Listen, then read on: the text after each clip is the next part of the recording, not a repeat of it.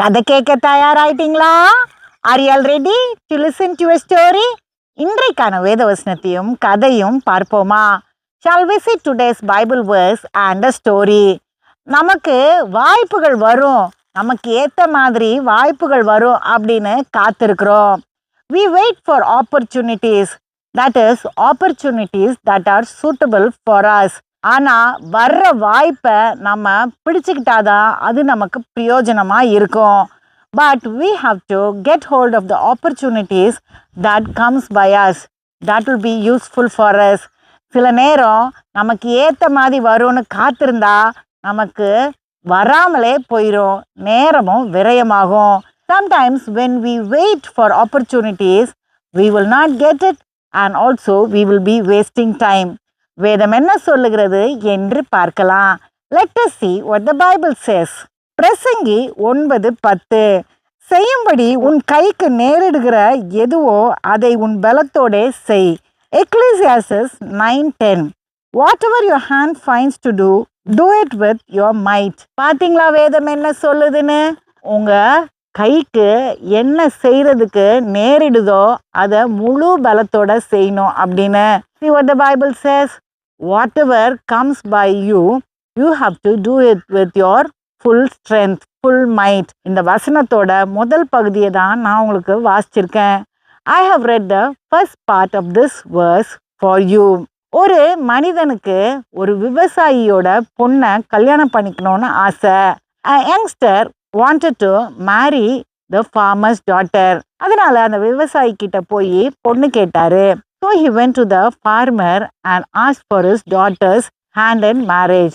அப்ப அந்த விவசாயி சொன்னாரு, உனக்கு என்னுடைய மகளை திருமணம் பண்ணி கொடுத்துறேன், ஆனா ஒரு நிபந்தனை அப்படின்னு. The farmer said, I will give my daughter in marriage to you, but there is a condition. என்னன்னா, என்கிட்ட 3 காளைகள் இருக்கு, அந்த 3 காளைகள்ல ஏதாவது ஒரு காளையோட வாலை பிடிச்சிட்டாலே உனக்கு என் பொண்ணை கல்யாணம் பண்ணி கொடுத்துருவேன் அப்படின்னு.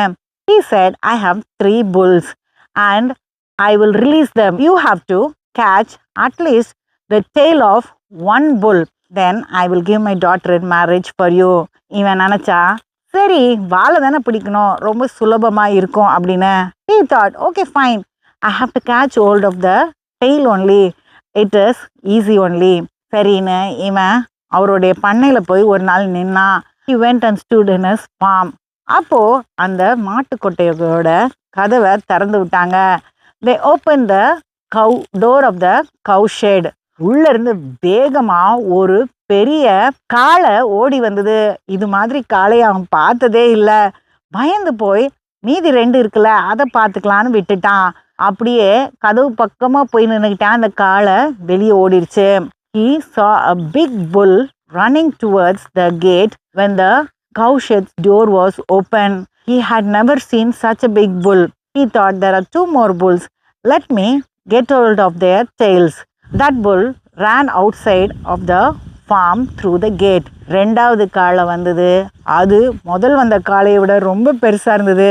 இவன் 3வது பார்த்துக்கலாம் அப்படின்னு ஒதுங்கி நின்றுட்டான். The second bull came. It was bigger than the first one. So he thought, let me catch hold of the third one. 3வது காளை வந்தது. அது ரொம்ப சின்னதா மெல்லிசா பலனே இல்லாத மாதிரி மெதுவா ஓடி வந்தது. The third bull came. It was very thin, weak and it came running slowly. அப்பாடி, இந்த காளை நமக்கு ஏத்த மாதிரி இருக்குதுன்னு அது மேல அவன் பாஞ்சான் வாழை பிடிக்கிறதுக்கு. He thought, this bull is suitable for me. He thought so and jumped on it to catch its tail. அப்பதான் அவன் கவனிச்சான் அந்த காளைக்கு வாலே இல்லை அப்படின்னு. Then only he noticed the bull did not have a tail. 3 காளையும் வாலை பிடிக்காம விட்டுட்டான். He let go 3 bulls without catching its tail. நமக்கு வர்ற வாய்ப்புகளை நம்ம பயன்படுத்திக்கணும். நமக்கு ஏத்த மாதிரி வரும் அப்படின்னு நம்ம காத்திருக்க கூடாது. We have to catch hold of the opportunities that come by our way. We should not wait for the suitable opportunity. அடுத்த கதையில் சந்திப்போம். Let us meet in the next story.